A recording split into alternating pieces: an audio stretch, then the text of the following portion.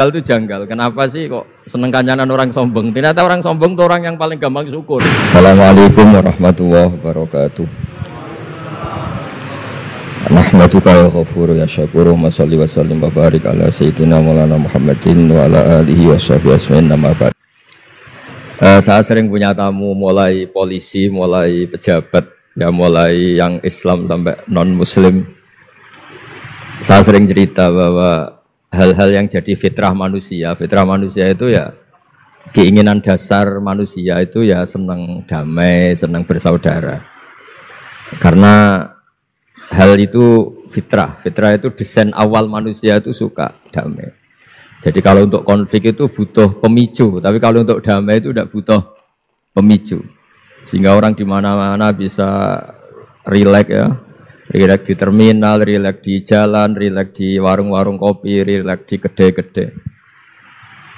Nah, konflik itu ya dimulai dari pemicu, entah rebutan pacar, entah rebutan harta, entah rebutan jabatan.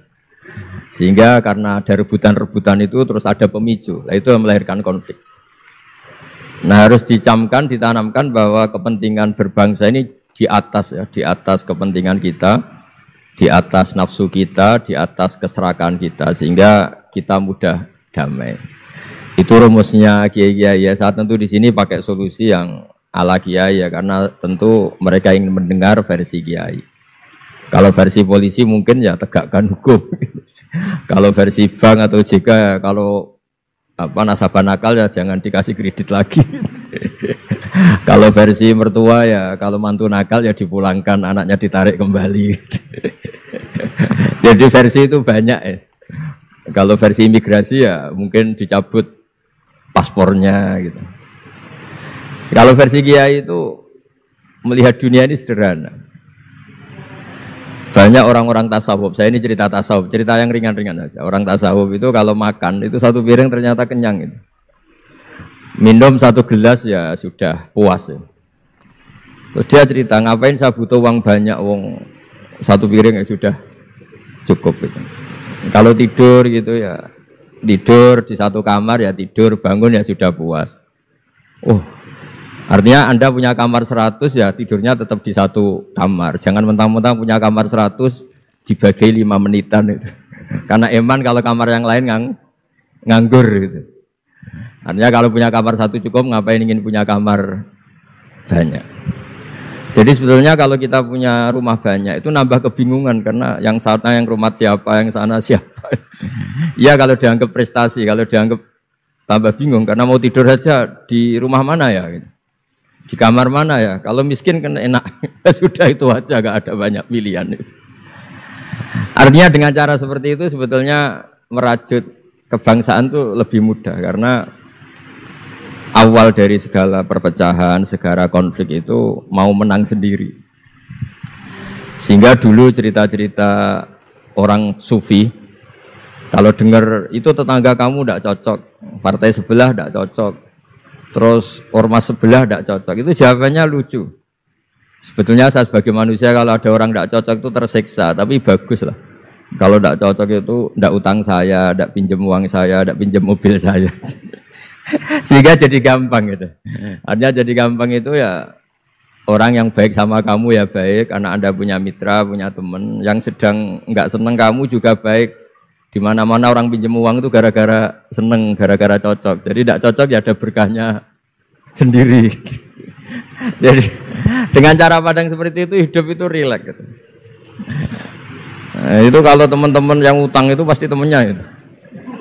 Ada musuh kamu utang kamu. Jadi musuh ya punya berkah sendiri. Tapi jangan musuh yang sampai nikah, menembak, itu enggak berperadaban. Suatu saat Imam Syafi'i itu pernah didatangi orang itu, ketemu beliau cium tangan, hormat. Setelah di luar ternyata orang itu mencaci maki. Coro Jawa ngerasani tadi, kata Pak Wimbah karena orang Solo itu ngerasani. Ketika Imam Syafi'i dilaporin, orang itu di depan Anda menghormati, kalau di luar itu ngerasani itu, menghina, mengata-ngatain. Jawabnya Imam Syafi'i lucu.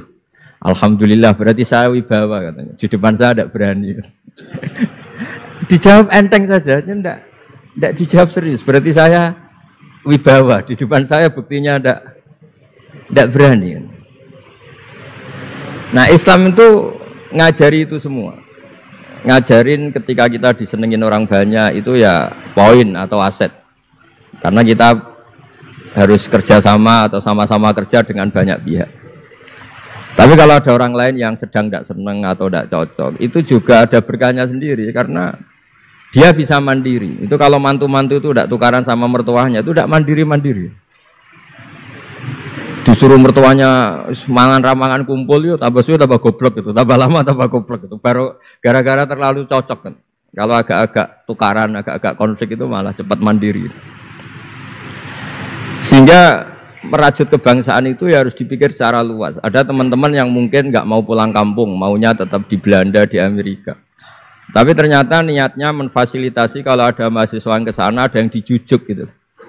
Ada yang dijujuk sehingga bangsa ini bisa menimba ilmu di berbagai negara. Termasuk dulu di Mekah itu ada namanya Syekh Mukhtar. Itu semua dulu nggak ada hotel, semua orang haji pasti numpang dalamnya atau rumahnya Syekh Mukhtar. Beliau nggak pulang karena jagani semua yang haji di Indonesia biar gampang. Artinya jangan kira teman-teman yang sedang di Mekah atau di Medina atau di Eropa atau di Amerika terus anti kebangsaan, enggak juga. Ternyata mereka bisa memfasilitasi kita saat kita di sana. Wawasan kebangsaannya juga hanya menjadi fasilitator atau menjadi mediasi atau jadi sarana kalau ada teman-teman ke sana. Begitu juga para wali. Ini cerita, mungkin cerita yang enggak ada di OJK, cerita wali Pak Wimbo.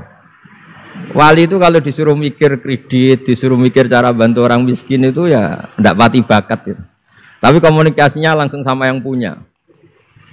Jadi alam raya ini dengan segala variannya itu milik Allah Subhanahu wa taala. Jadi kalau Anda ingin merubah lakonnya wayang, itu enggak usah ngerayu Gatot Kaca disuruh jadi Semar atau disuruh jadi Bagong, itu susah, mereka enggak mau. Pasti mempertahankan karakter masing-masing. Itu ngerayu dalangnya saja, ini lakonnya diganti gitu. Nah wali itu gitu, kalau merubah Indonesia itu ya komunikasinya sama Allah. Karena yang mengendalikan alam raya ini Allah Subhanahu wa taala. Kita tidak bisa mengendalikan pikiran orang. Sering ada orang itu, ini cerita yang ringan-ringan saja, tapi barokahnya cerita ini nanti gampang merajut persaudaraan. Bapak itu, bapak saya, Kiai Haji Nur Salim, itu paling suka itu sama orang yang agak sombong. Sombong itu ya, ketua RT sudah bangganya Masya Allah. Dia punya motor satu sudah kayak orang paling kaya di dunia. Punya istri yang sebetulnya ada cantik, ya dia ngira istrinya itu paling cantik di dunia. Dia agak ganteng yang merasa paling ganteng di dunia. Saya dulu ya iskal janggal. Kenapa sih kok seneng kancanan orang sombong? Ternyata orang sombong itu orang yang paling gampang syukur. Orang gampang syukur. Tapi kalau ketemu orang yang kelihatannya sopan, apa saya hanya RT, apa saya hanya di OJK, saya ada menteri, menteri saya ada presiden. Presiden merasanya presiden di negara ketiga, dunia ketiga, bukan presiden superpower. Ketemu orang-orang yang tidak pernah puas itu kesannya tawadhu, ternyata pasnya itu tidak pernah puas. Tidak pernah syukur. Lah yang sombong ternyata tidak sombong, dia gampang syukur. Ketua RT aja sudah merasa kayak presiden. Hanya pegawai OJK aja sudah merasa bangga, padahal dibuat suruhan Pak Simbol. Tapi senengnya nggak disuruh seragam, sudah seragam semua. Saking senengnya. Iya. Bangga banget ya. Bangga banget. Jadi sama, sebetulnya kita jadi warga Indonesia, berKTP Indonesia sudah harus seneng. Tidak gampang, orang punya negara itu tidak gampang. Coba orang-orang yang sekarang di Amerika, di mana-mana itu orang Indonesia itu ya kangen rumah. Itu untuk kangen ke sini itu harus berbiaya 100 juta untuk pulang. Kita tidak usah kangen, sudah di Indonesia, itu sudah luar biasa. Nah, sama-sama kerja atau sering memberi kontribusi. Saya sering punya analogi ya. Saya sering diskusi sama banyak rektor di Indonesia. Bagus mana kerja sistem modern sama sistem kiai. Kata saya ya semuanya punya plus minus. Tapi kalau saya kiai ya milih bagus kerjanya kiai. Kata saya. Kalau kiai itu ngajarkan orang yang mampu nolong yang lemah. Ya sudah itu aja ajarnya. Kapan saja Anda mampu, berkesempatan mampu ya wajib menolong. Tapi kalau sistem modern itu ada jobnya. Sehingga gara-gara ada jobnya, suatu saat mungkin kalau ada orang tenggelam, wah saya ada SAR, saya ada tim SAR, gak perlu menolong gitu. Kalau ada orang miskin, saya tidak pakai bank, nggak perlu masih kredit. Itu bahaya untuk bangsa ini. Sehingga dibutuhkan kerja-kerja yang ala kiai saja. Kalau ada kecelakaan di jalan, meskipun Anda tidak satlantas, ya ditolong Anda yang menangi, yang tahu. Kalau ada yang miskin, tetangga kamu Anda mampu, ya tolong saja. Tidak usah nunggu diajukan proposal, didaftarkan miskin resmi, sampai ada plakatnya, terus baru dibantu. Itu selak mati. Nah, selak kelaparan. Nah, pendidikan agama juga gitu. Misalnya semester ini mengkaji tentang sholat, misalnya di UIN atau di IAIN. Mengkaji tentang haji. Kalau di kiai enggak, Anda mau haji tinggal tanya kiai. Tapi kalau ada kuliah, nunggu semester itu, nunggu dosen itu baru tahu bab haji. Nah kalau pertolongan itu nunggu polisi, nunggu OJK itu prosedur dulu, kadang ditanya sertifikatnya macam-macam. Nah, di sini pentingnya kerja. Jadi kalau lembaga resmi ini untuk hal-hal yang besar, yang tidak mendesak, yang mengikat. Tapi harus ada sistem sosial yang on time, yang setiap saat bisa diakses. Yaitu kebaikan masif, kebaikan yang semua orang itu merasa harus menjaga.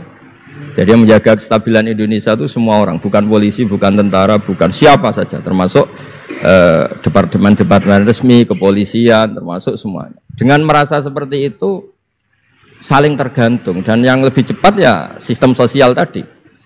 Sehingga kalau sistem sosial itu ada kiai atau ada tokoh agama lain atau ada yang dituakan, itu relatif stabil karena coro Jawa nak tukaran itu sungkan, kalau terlalu konflik itu sungkan.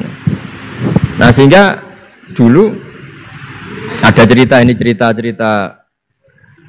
ada seorang perempuan itu ketemu Nabi itu di jalan. Itu coro etika orang kita lah, apalagi orang Solo, orang Jogja itu kan tidak etis, ketemu di jalan dicegat. Ya Rasulullah, saya ini punya bapak sudah tua, dan kalau Anda haji seperti ini pasti ingin bapak saya itu ikut, tapi beliau sudah tua sehingga tidak bisa ikut. Ini gimana, saya harus menghajikan beliau apa enggak? Sama Nabi saat itu dijawab, kalau bapak kamu punya utang, kamu yang bayar, cukup enggak? Ya cukup ya Rasulullah. Ya sudah, seperti itu. Artinya cukup Anda hajikan. Kemudian oleh Imam Bukhari itu dibabkan lucu, babnya itu unik. Bab boleh tanya tokoh di jalan. Jadi tidak tentang hajinya, tapi tokoh itu harus siap menjawab pertanyaan meskipun sedang di jalan. Tidak usah nunggu sowan di rumah atau antri inden daftar tamu.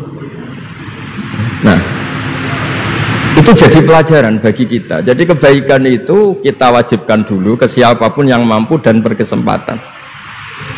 Sehingga kalau kita misalnya ketemu orang tenggelam, meskipun kita tidak pegawai SAR atau tidak yang bertugas di pantai itu, ya kalau Anda mampu, ya selamatkan. Kalau ada kebutuhan tertentu masyarakat, misalnya sakit, Anda berkemampuan menjamin mobil untuk diantar ke rumah sakit, ya kewajiban Anda, bukan nunggu dinas resmi yang mengambil. Jadi kebaikan yang diwajibkan ke dinas resmi, ya monggo, kita loyal, kita dukung, kita support. Tapi kewajiban yang diwajibkan atas nama agama bagi yang mampu itu tidak boleh hilang, karena ini yang langsung bersentuhan dengan masyarakat. Coba kemarin pas COVID misalnya, banyak teman-teman saudara kita yang pulang kampung. Ketika lembaga resmi belum ngurus itu, yang ngurus ya keluarga, sanak famili, mereka pulang, mangan-ramangan kumpul, ya ada, alhamdulillah ya ada yang kelaparan. Kenapa tidak ada yang kelaparan? Karena sistem sosial itu jalan. Orang kok medit atau kikir sama tetangga, sama keluarga itu pasti diadili masyarakat. Dan masyarakat sepakat urusan makan itu sepele, sehingga mereka pulang ya ikut Pak D-nya, Pak Lek-nya, ikut Mbahnya, itu semuanya bisa makan. Bisa ngopi-ngopi, bisa rokok-rokok, dia tetap santai aja normal. Bahkan banyak yang nganggur itu seneng. Barokahnya nganggur, yang ngutangi tidak nagih katanya. Kalau tidak, jadi ya dianggap ringan saja hal-hal seperti itu. Nah, khawatir saya kalau saya pernah baca kitab di karangan seorang ulama besar, Al-Hayatul Ulya, otoritas besar dalam satu sistem negara, itu harus diakui sebagai bagian dari kebaikan masif. Tapi kebaikan masif yang nggak boleh hilang adalah kebaikan yang nggak punya otoritas, karena ini jumlahnya lebih besar.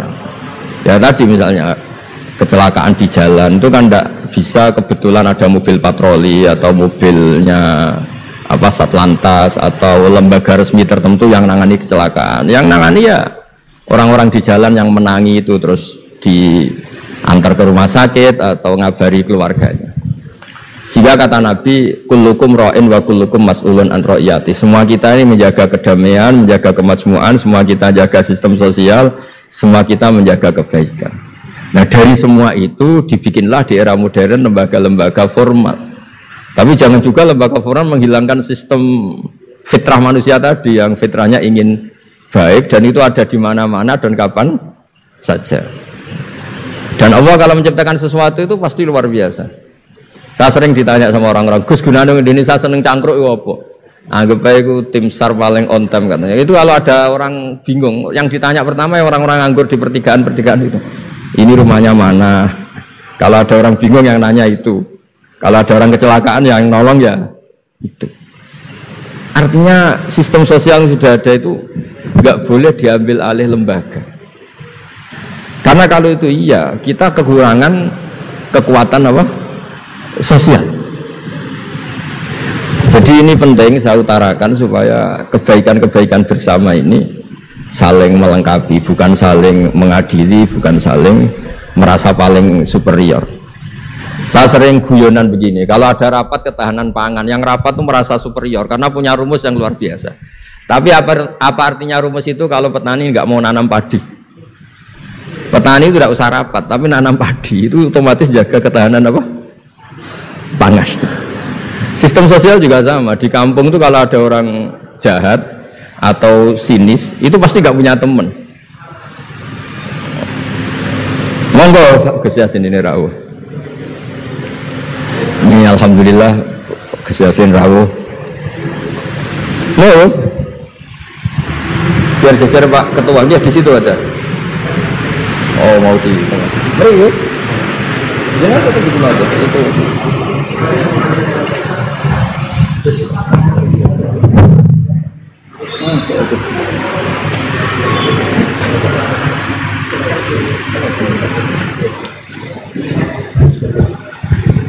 Ya saya teruskan supaya kenapa saya nyampaikan ini supaya energi sosial kita untuk menjaga kemajmukan, menjaga toleransi itu lebih masif.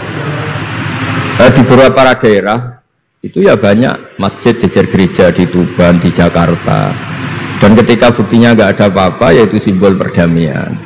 Di beberapa daerah ya banyak orang Islam, bosnya itu non muslim, atau sebaliknya non muslim, bosnya muslim. Atasan juga banyak begitu, atasannya muslim. Itu kan contoh sosial yang sudah masif. Justru karena didiskusikan, diseminarkan itu menjadi kayak kita baru mulai. Nah itu malah aneh. Jadi selama ini kan ya sudah begitu kan, banyak orang Islam di mana-mana itu kerja di pabrik mana ternyata pemiliknya non muslim, juga sebaliknya non muslim di instansi apa pemimpinnya muslim. Mulai dulu kan ya baik-baik saja. Justru karena didiskusikan tuh menjadi kayak kita ini yang punya rumus, kayak kita yang pencetus. Padahal sistem sosial kita sudah sedemikian harmonis, sudah sedemikian baik. Ketahanan pangan juga sama. Ketika belum ada rapat darurat pangan apa, petani yang lugu-lugu yang nanam padi, barokahnya itu stok padi itu banyak. Begitu juga mereka melahirkan sistem kerja yang nggak punya ladang, kerja di yang punya ladang, dan kalau itu dizolimi atau nggak digaji, ada embargo sosial, terus nggak mau kerja di situ, sehingga yang nggak baik juga akan baik karena dipaksa oleh sistem sosial. Jadi sebelum ditangkap polisi karena tidak baik, itu sudah diadili sosial, itu diadili hukum sosial. Nah, hal-hal seperti ini harus jadi perangkat bersama untuk menjaga kebaikan bersama. Makanya saya sering bilang sistem sosial itu segala-galanya. Di antara sistem sosial itu adalah lembaga resmi. Jangan dibalik, lembaga resmi itu menata sistem sosial. Sebelum ada lembaga resmi itu sudah ada sistem sosial. Sehingga sebelum ada negara ini, kiai-kiai atau tokoh agama yang lain ya urun rembuk untuk mengusir penjajah, untuk memberi makan tentara yang berjuang di kampung-kampung, dikasih ketela, dikasih apa saja lah yang bisa mereka bertahan hidup. Nah, ini penting diutarakan supaya semua masyarakat itu merasa bahwa mereka ikut dan harus merawat negara ini. Kullukum ra'in wa kullukum mas'ulun an ra'iyati. Semua kalian adalah penjaga dan semua kalian dimintai tanggung jawab Allah, kontribusi Anda terhadap bangsa ini, terhadap komunitas Anda, terhadap sistem sosial Anda. Sehingga kemudian terus jalan. Nah, dimulainya dari mana? Kata Nabi, dimulai dari keluarga Anda, sehingga semua orang nggak lempar tanggung jawab. Kalau anak saya miskin ya salah saya, kalau anak saya terlantar ya salah saya, kalau istri saya terlantar ya salah saya. Sehingga jangan karena ada sistem modern, setiap ada yang miskin menyalahkan menteri sosial misalnya, setiap ada apa nyalahkan menteri terkait. Itu hukum seperti itu bikinan kita. Yang hukum Allah permanen itu ya setiap anak kita terlantar salah kita. Nah, barokahnya merasa salah itu tidak mudah menyalahkan orang lain, termasuk tidak menyalahkan instansi tertentu atau departemen tertentu. Ini penting supaya orang itu evaluasi, merasa salah. Barokahnya merasa salah itu orang tidak menyalahkan orang lain. Jadi negara ini tidak mudah chaos dengan kultur menyalahkan pihak lain. Betapa baiknya agama ini. Jadi kalau berdoa disuruh mulai dengan Rabbana dzalamna anfusana, ya Allah saya ini mendolimi diri kita sendiri. Yang punya kewajiban saya kok menyalahkan orang lain. Saya kalau guyon itu sering begini, teman-teman kita yang satu kampus atau satu pondok atau satu kampung itu kalau kaya itu pasti jadi sumber disalahkan. Misalnya Anda punya teman yang dulu sama-sama miskin, tahu-tahu jadi bupati atau gubernur, terus itu tarif utang kamu ya dinaikkan. Dulu zaman sama-sama miskin paling pinjam uang hanya 10.000, gara-gara jadi bupati atau gubernur BI misalnya atau ketua OJK, utangnya dinaikkan bukan sesuai Anda tapi sesuai jabatan teman kamu. Masa punya teman gubernur kita utang 100.000, pantasnya ya utang modal 100 juta, dan kalau nggak ngutangin, wah katanya teman dekat, ternyata nggak mau dipinjemin. Jadi punya kultur menyalahkan orang lain. Dia SDM-nya hanya ketua RT, gara-gara punya teman gubernur atau presiden atau apa, inginnya ya lebih tinggi lagi. Jadi bukan berdasar kapasitas dia tapi kapasitas temannya. Itu juga bagian dari kesalahan yang kita ciptakan. Sehingga agama mengatur orang itu tidak boleh melebihi batas SDM-nya. Orang itu tidak boleh melebihi batas apa? SDM-nya. Kadang-kadang kita sama, ketika kita anak kita terlantar bilang di Pak D Sugih ya ora nyafaati, punya Pak D kaya juga tidak memberi syafaat, punya teman kaya tidak beri. Jadi tidak menyalahkan dirinya tapi menyalahkan teman atau keluarganya yang kaya. Itu juga awal bencana kemajmukan. Jadi kebanyakan nuntut. Makanya Nabi berkali-kali ngendikan ketika kamu di zaman akhir, wa alika bi khosayati nafsik wada angka amrol amah. Kalau sudah ada badai apa saja, badai ekonomi, badai sosial atau badai apa saja, urusi diri kamu sendiri. Itu bukan Nabi menanamkan egois, itu enggak, justru menanamkan kebersamaan. Barokahnya orang itu sibuk ngurus keluarganya sendiri, itu enggak kepikiran nyalakan orang lain. Jadi orang kadang salah tafsir itu justru seakan-akan kita diajarin untuk egois, itu enggak. Berkahnya ngurus diri sendiri, ketika kita sudah terurus tidak membebani sama orang lain, dan berkahnya ngurus diri sendiri juga tidak gampang mengkomplain orang lain karena kita merasa punya kewajiban sendiri. Tapi kalau kita ini terlalu modern, orang nggak punya uang, ini tanggung jawab Menteri Keuangan, kalau miskin tanggung jawab Menteri Sosial, kalau ada jalan rusak tanggung jawab PU. Oke, secara hukum kenegaraan misalnya mereka berkewajiban tugas itu, tapi kalau itu untuk alasan menyalahkan, semangat kita menyalahkan. Dan agama itu tidak mengajari seperti itu. Agama itu mengajari Rabbana dzalamna anfusana, ya Allah saya ini merasa mendolimi diri sendiri. Nah dengan seperti itu enak cara hukum sosial kayak tadi. Ketika Allah menciptakan orang tidak suka kita kadang ya Allah salah saya apa kok sampai orang tidak cocok saya. Kamu lupa Allah mendesain orang tidak cocok kamu supaya ada utang kamu, tidak ganggu kamu. Barokahnya tidak cocok itu tidak minta uang kamu. Nah itu yang saya ingin ditiru. Jadi perilaku ulama-ulama besar kayak Imam Syafi'i itu, kalau tadi berkali-kali saya ngomong, ya Aba Abdillah, panggilannya Imam Syafi'i, ya Aba Abdillah, orang itu tidak cocok kamu. Ya baguslah dia merdekakan saya, dia tidak akan pinjam uang saya, tidak pinjam mobil saya, tidak akan ganggu saya, tidak cocok. Kalau dia hajatan juga tidak ngundang kamu, jadi tidak cocok itu ya barokahnya ya banyak. Nah kenapa banyak kiai tidak dimintai rembukan masyarakat padahal dituakan? Karena kalau semuanya minta rembukan kiai itu disarankan mondok semua. Padahal barokahnya negara ini ya ada yang kuliah, ada yang jadi polisi, ada yang jadi tentara. Kalau rembukan semua sama kiai disarankan mondok semua. Nanti yang jadi polisi siapa, yang jadi dokter siapa. Nah barokahnya kadang-kadang kiai ditinggalkan nggak diajak rembukan itu ya varian-varian profesi itu banyak. Kiainya juga ada harus tersinggung. Ini katanya nuakan saya apa-apa diputuskan sendiri, ada usah seperti itu ya biasa aja. Jadi apa kemajmukan, menjaga kemajmukan itu dimulai dari semua orang merasa berkewajiban menjaga perdamaian ini, menjaga keharmonisan ini. Tentu dimulai dari merasa wajib pada dirinya. Ini penting supaya tidak ingin menyalahkan orang lain atau terbersit menyalahkan orang lain. Terus kedua, bahagia dengan dirinya tadi. Misalnya orang yang paling miskin di Indonesia, itu ternyata tadi saya utarakan, saya punya kitab-kitab tasawuf banyak. Itu lucu-lucu dan jadi gampang hidup. Misalnya dia miskin makan satu piring kenyang. Kenapa saya harus korupsi? Kenapa saya harus mencuri? Wong makan satu piring juga sudah apa? Kenyang. Terus dia menghitung orang sampai kaya raya itu makannya sampai meninggal, misalnya 60 tahun, jumlahnya sama orang miskin ternyata jumlah yang dimakan yang sama, jumlah yang diminum ya sama. Terus ada pertanyaan, saya pernah digugat juga pas dalam satu acara. Jadi kalau orang kaya ingin apa saja kan kesampean Gus, ingin beli mobil kesampean, ingin beli pesawat kesampean. Saya tanya, ya orang kaya inginnya tidak seperti itu. Misalnya inginnya mungkin jadi presiden, inginnya jadi gubernur, kan ada aja nggak kesampean. Tetap aja ada yang nggak kesampean.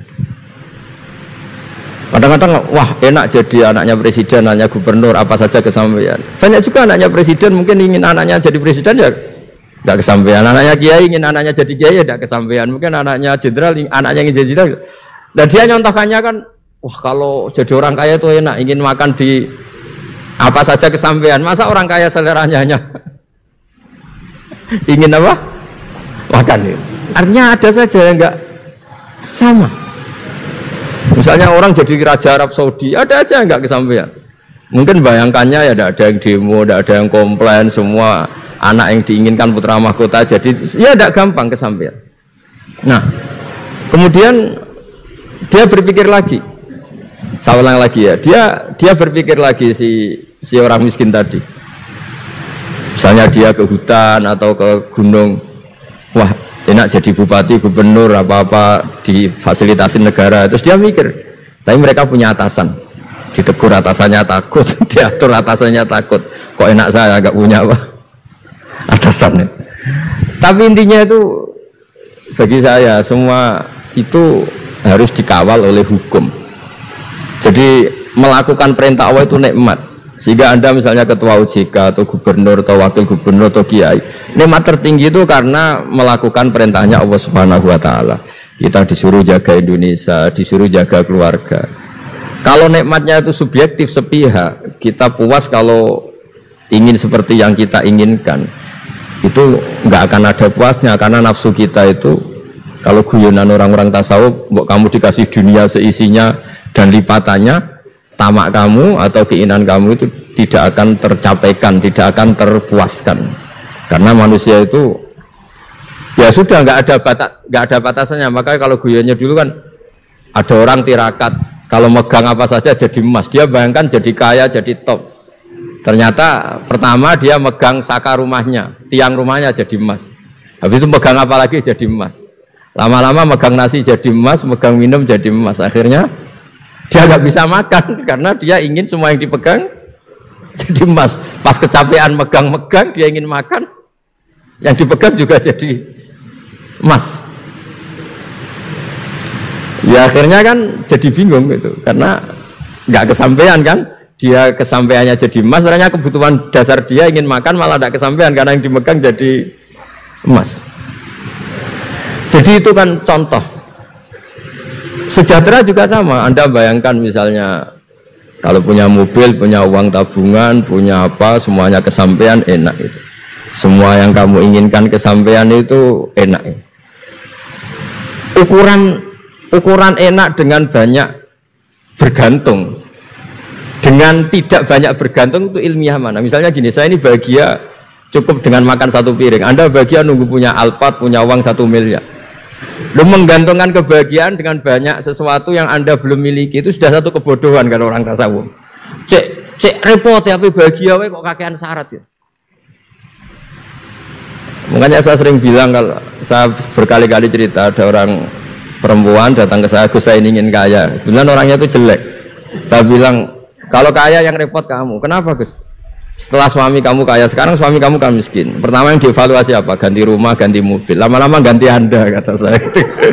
Karena setelah rumahnya bagus, mobilnya bagus, yang dievaluasi pasti Anda, katanya. Wah, kalau gitu miskin aja Gus. Iya kan, sudah rumah bagus, mobil bagus, ternyata istrinya. Nanti kalau suami kamu kaya, yang dievaluasi tidak hanya mobil dan rumah, tapi Anda, katanya. Nah, maksudnya ini ya guyon, tapi supaya kita ini bahagia dengan diri kita apa?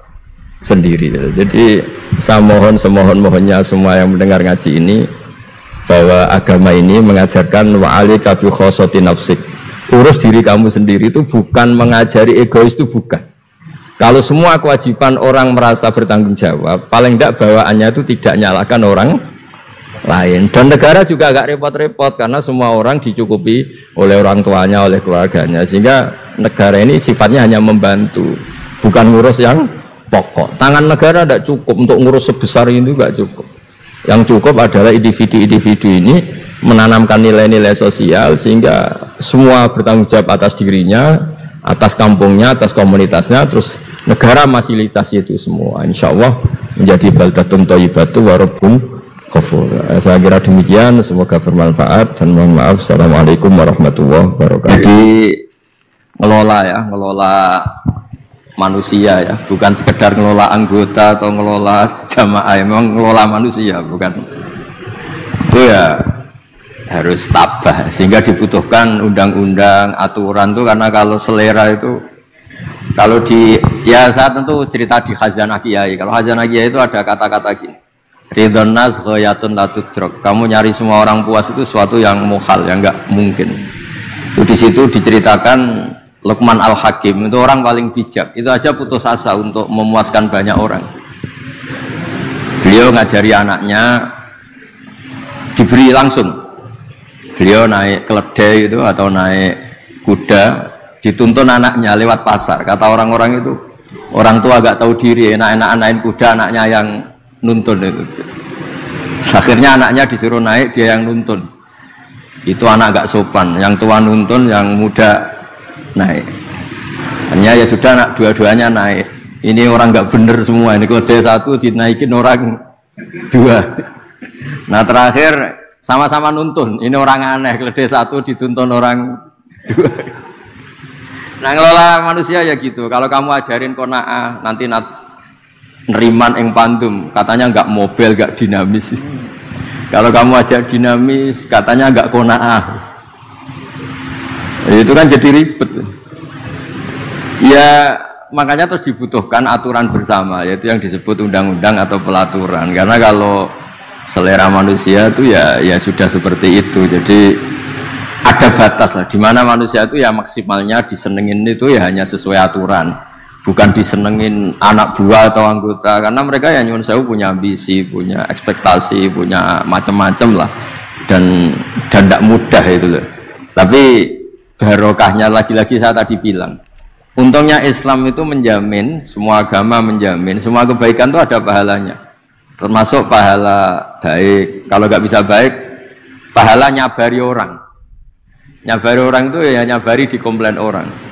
Misalnya gini, andai kan saya itu jadi orang paling cerdas di kampung atau orang paling baik di kampung, itu sebaiknya menurut saya tidak semua orang minta pendapat saya itu tambah bagus, karena mereka latihan mandiri untuk menyelesaikan dirinya sendiri.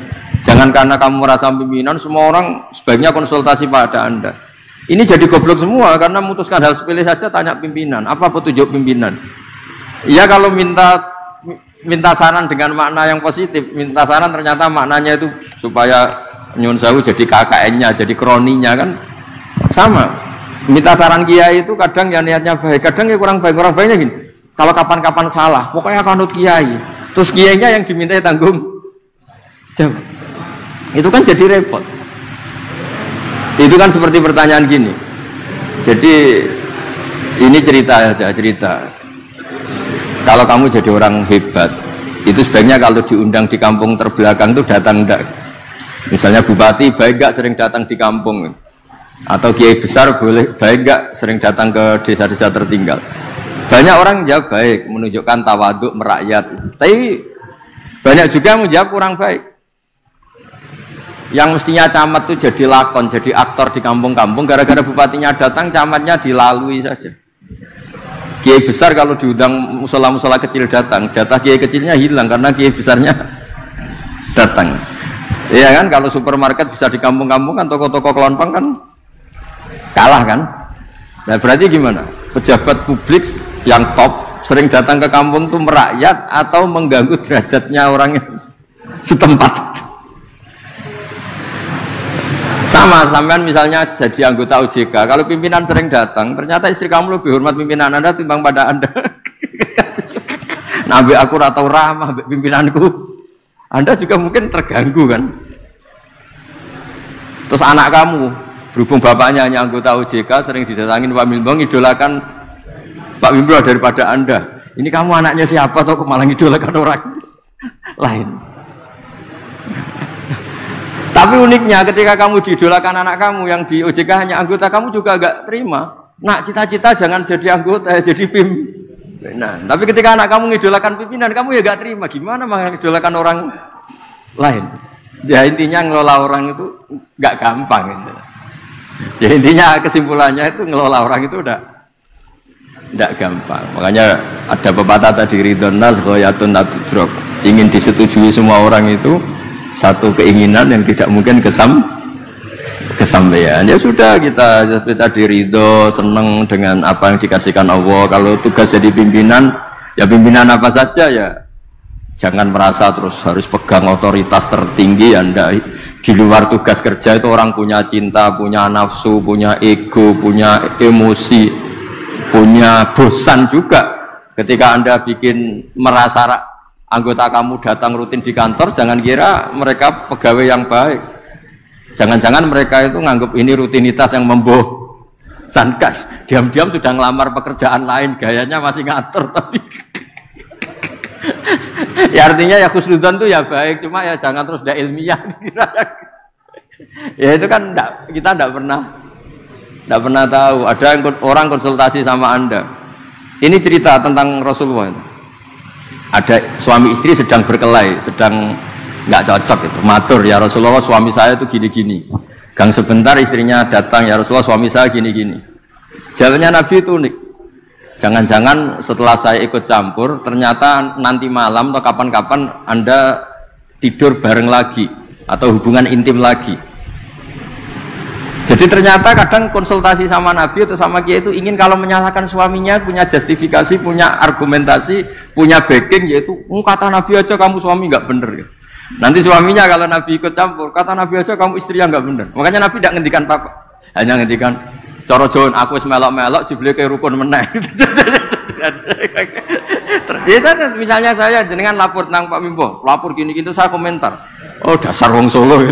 Nah ternyata jenengan rukun lagi terus cerita, Pak kata Gus Bak jenengan itu begini, kan saya yang berabe. Artinya gini, kalau Anda dituakan, tidak semua orang konsultasi itu harus kamu jawab. Karena tadi yang tahu peta hati manusia itu siapa?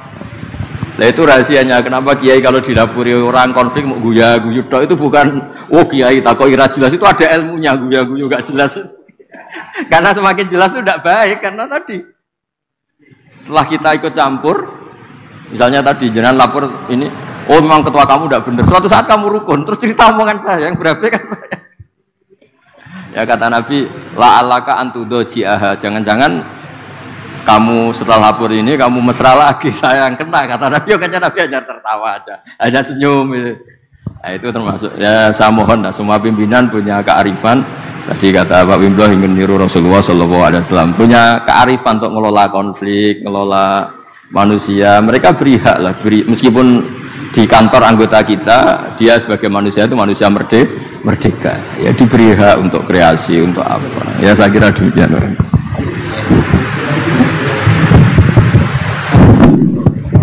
Ya, turun Gus Bah, ini kayaknya kalau kita lanjutkan bisa sampai Isya ini, Gus. Ya, sampai Isya.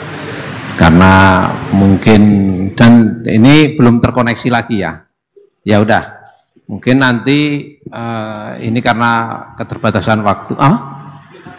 Satu aja ya, singkat, nggak boleh tambah lagi. Ya satu aja, silakan. Singkat, 1 menit. Enggak, terima kasih Pak Ketua. Mohon izin Gus Baha, Gus Yasin. Satu aja Ustadz, saya tuh waktu mulai kerja itu dinasehati. Nah, pengen lihat dari sisi agama. Nek atimu resik, nyambut gawemu enteng. Nah, itu kira-kira gimana konsep dalam beragama Ustadz? Matur nuwun. Ya hati bersih itu ya tidak nuruti nafsu gitu. Di tempat kerja kan kalau hati kamu tidak bersih, melihat orang yang gajinya lebih tinggi, wah nggak enak jadi saya, enak jadi itu. Lama-lama melihat orang yang cantik, nggak enak jadi saya, istri saya jelek itu cantik. Gitu. Hati nggak bersih itu semua masalah jadi masalah, yang nggak masalah saja jadi masalah. Ketika hati bersih, Anda pakai mobil merek apa saja, tahunnya mungkin tahun yang sudah sepuh aja bisa syukur. Tapi ketika hati nggak bersih itu tidak ada syukurnya kan. Jadi makanya kata orang-orang tua itu seneng orang itu karek kue, maksudnya seneng tidak itu terserah kamu, karena yang ngelola hati kita ya kita gitu. Makanya teman saya haji itu kalau cerita itu lucu, pagi-pagi Pak Mbah itu ada istri bikinkan teh suaminya, terus kata teman saya, itu istri orang itu baik, bikin teh untuk suaminya, terus kata istrinya dia, gimana tukeran?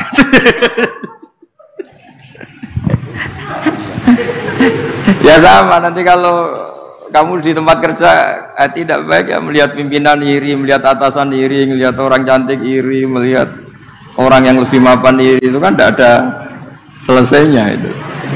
Ya makanya kata syukur itu segala-galanya menurut saya tadi, kata Ibu itu pokoknya syukur itu segala-galanya. Orang bisa asik apa saja itu karena bersyukur, itu sudah, yang lainnya enggak itu. Makanya ya semuanya bersyukur itu. Enggak ada solusinya di luar itu. Makanya solusinya syukur.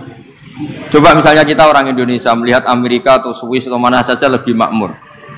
Coba apa Anda siap jadi orang Swiss? Di sana dianggap imigran, sudah gitu dianggap pendatang, eksistensi kita. Mendingan jadi orang Indonesia, karuan warga negara kita.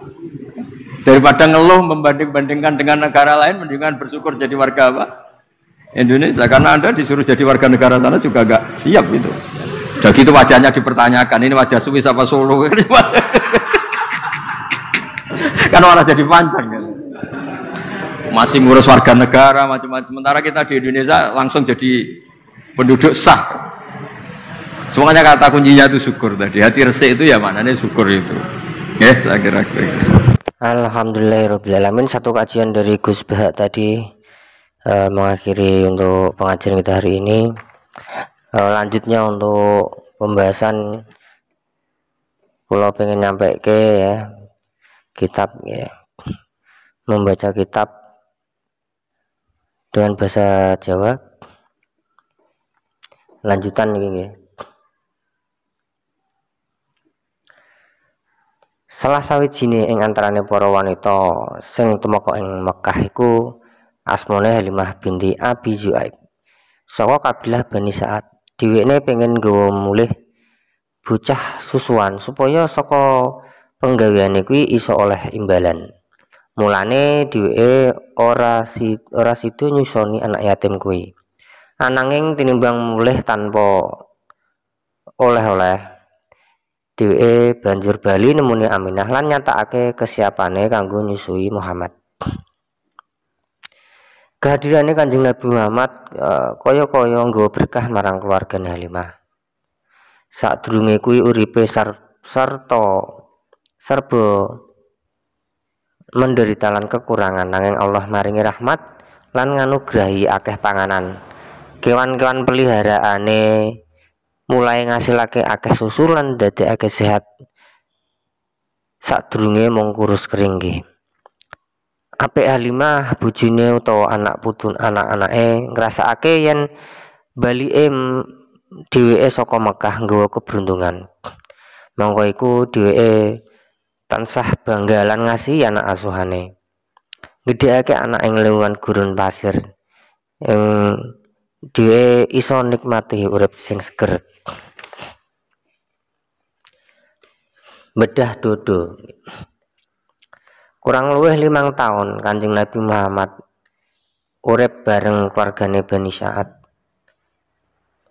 Tubuh badane piyambake tumbuh sehat lan berkembang pesat. Ing tahun-tahun kuwi mestine durung kedadian peristiwa gedhe sing layak dicatat dadi peristiwa penting, nanging hadis-hadis sahih nyatet yen ing 5 periode tahun kuwi Kanjeng Nabi Muhammad ngalami siji peristiwa sing sak tembine kanthi terkenal peristiwa pembedahan dada. Sebuah hadis yang diriwayatke Anas ngendika, Malaikat Jibril nemekani Muhammad sallallahu alaihi wasallam wektu dheweke lagi dolan-dolan karo kanca-kanca liyane, bocah-bocah liyane, dheweke banjur diajak lunga. Terus dibarengake dibedah dadane lan ditokke atine. Saka ati piyambake dijupuk segumpal darah ireng. Banjur Jibril ngendikan, iki bagian setan sing ana ing jero awakmu.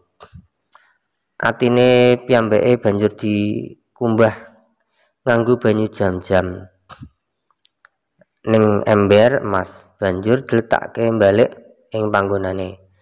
Banjur dodone piyambake ditutup meneh. Bocah-bocah liyane mlayu marang ibu susuane dheweke kanggo maring kabar yen Kanjeng Nabi Muhammad mati dipateni wong. Kabeh anggota keluarga teka ing panggonane piyambake lan wong-wong kuwi mau oleh Kanjeng Nabi Muhammad keadaane pucat pasi. Peristiwa sing marai wedi Halimah lan bojone kuwi diulang maneh wektu piyambake dadi nabi ing usia ing yuswa 50 taun. Riwayat sing asale saka Malik bin Syahsya'ah ngendika yen nalika Kanjeng Nabi Muhammad critakake peristiwa Isra Mi'raj marang sahabate, piyambake nerangake, ing wektu aku lagi baring ing cedhake Ka'bah Al-Hatim kanthi keadaan setengah sadar, aku ditekani oleh wong banjur bedah antarane iki lan iki. Piyambake nunjuk marang panggon sing dibedah, banjur dekne ngetokake atiku. Sakwise kuwi teka marang aku siji bokor kencana kebak isine iman. Dhewekne banjur ngumbah atiku ngresikake banjur dibalikake. Yen kejahatan sing ana ing wong iso diilangake kanthi cara ngetokake zat tertentu saka awake, utawa yen kebecikan wujude cairan sing iso dibuak ing menungso, atine menungso kaya nuwangake bahan bakar kanggo nerbangake pesawat, mestine bakal kita ucapke yen makna harfiah saka hadis ing dhuwur memang kaya ngono, nanging kejahatan lan kebecikan luwih pelik tinimbang kuwi lan luwih erat kaitane karo segi rohanine menungso. Yen bab kasebut kaitane kanthi batas-batas lingkaran pekerjaan roh utawa kanthi ucapan liya, yen penelitian kudu ngasih oleh nyingkapake kepiye cara-carane roh nggerakake awak kasar sing kesusun saka daging lan getih. Monggo penelitian kaya kuwi ora ana gunane babar blas. Karena apa sing arep diteliti anane ing jabone kesanggupaning menungso.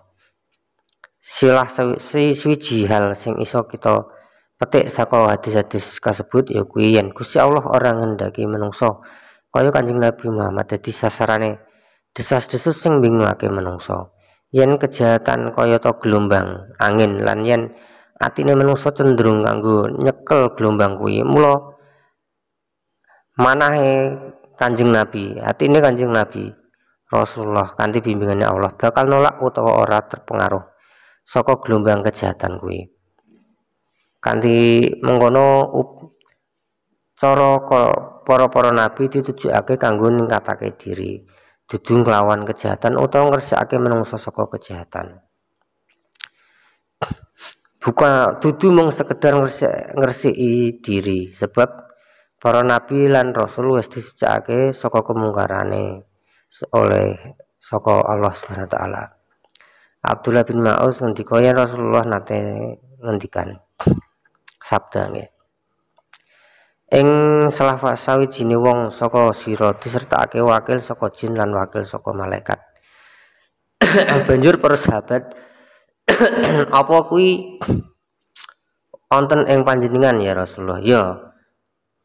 Ana ing awakku uga nanging Allah nulung aku marang jin kuwi sehingga aku selamat lan dhewe ora ngongkon aku kejaba tumindak sing becik, jawab Kanjeng Nabi. Salah sawijining hadis saking Siti Aisyah nyebutake yen Kanjeng Nabi Muhammad nate takon marang dheweke, "Apa sira cemburu?" Siti Aisyah banjur jawab, "Kepiye wong saka kaya aku iki ora cemburu marang wong-wong kados panjenengan? Panjenengan wis ditekani setanmu." Rasulullah nyaut, "Apa ana setan ing awakku?" takon Siti Aisyah. "Saben wong ana setan ing dirine," jawab Rasulullah. Siti Aisyah tesih takon, "Apa ana uga ing diri panjenengan?" "Ya, nanging Allah nulung aku marang dheweke sehingga aku selamat," jawab Rasulullah. Menawa sepisan-pisan hadis bab pembedahan dada Kanjeng Nabi duweni maksud nunjukake asuhan ilahi marang Kanjeng Nabi Muhammad sehingga wiwit cilik usia anak-anak piyambake slamet saka kabeh macam kekurangan lan keburukan sing biasane ana marang tabiate menungso lan saka sekabehane bentuk godaan urip. Al-Kazin ing tafsire ngubungake ayat 1 ngasih 3 surat Al-Insyirah kanthi pembedahan dada Rasulullah. Piyambake isih dadi anak-anak susuan Halimah binti Abu Zaid. Ayat-ayat kasebut ya kuwi ora ingsun wis mbelah dadamu lan ingsun wis ngilangake bebanmu saka sira, yaiku beban sing beratake punggungmu. Belah dada sing dimaksud saka ayat-ayat kuwi ing atas dudu belah sing dilakoni langsung saka malaikat utawa dokter. Nanging hal iki perlu diungkapake ungkapan-ungkapan kiasan ing jroning hadis kasebut. Salah sajining hadis sing asale saka Aisyah ngucapno yen ing suatu dina, salah sajining dina para kabeh bojone Kanjeng Nabi Muhammad, garwane Kanjeng Nabi Muhammad takon marang piyambake, "Ya Rasulullah, sapa ing antarane ing kita sing paling cepet nyusul panjenengan?" Rasulullah SAW banjur jawab, sing tangane paling dawa ing antarane sira." Dhewe langsung golek sebatang siji kayu kanggo ngukur tangane dhewe lan ternyata Siti Saudah sing paling dawa tangane. Ananging kita banjur ngerti yen sing dimaksud kanthi dawa tangane kuwi sing gemar menengi sedekah. Siti Saudah pancen salah sawijining garwane Kanjeng Nabi sing seneng sedekah lan nyatane dheweke salah sawijining wong antarane kita sing paling cepet nyusul Rasulullah sallallahu alaihi wasallam. Sabanjure pirang-pirang taun urip ing Gunung Sahara, Kanjeng Nabi Muhammad wangsul ing Mekah kanggo nemoni ibundane sing temen dirindukake lan uga simbahe sing nyawang cucune dadi pengganti putrane sing wis wafat. Nanging takdir ilahi harus wajibake piyambake kanggo ora tansah sinanding marang ibuke lan simbahe. Siji-siji mereka sami ninggal dunia, sami pejah. Kira-kira waktu sadurunge wafat, Aminah nate ziarah ing makame bojone ing Yatsrib Madinah. Dheweke berangkat ninggalake Makkah nempuh perjalanan kurang lebih 500 km bareng putrane yaiku Muhammad lan pembantune Ummu Aiman. Bojone ora wafat ing negeri asing, ananging ing tengah lingkungan para pamane Bani Al-Najjar. Ibnu Asir ing tarihe nyebutake Hasyim ayah bapake Abdul Muthalib berangkat ning marang Sam dadi pedagang.